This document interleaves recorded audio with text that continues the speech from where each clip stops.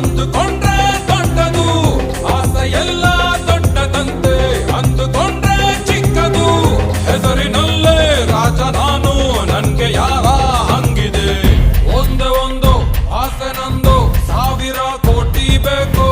ಸಣ್ಣದೊಂದು ಮನೆ ಬೇಕು ಮೈಸೂರು ಪ್ಯಾಲೇಸ್ ಸಾಕು ಆಸೆಗೆ ಟ್ಯಾಕ್ಸ್ ಇಲ್ಲ ಕನಸಿಗೆ ಫೈನು ಇಲ್ಲ ಹೇಳೋರಿಲ್ಲ ಕೇಳೋರಿಲ್ಲ ನನ್ಗೆ ನಾನೇ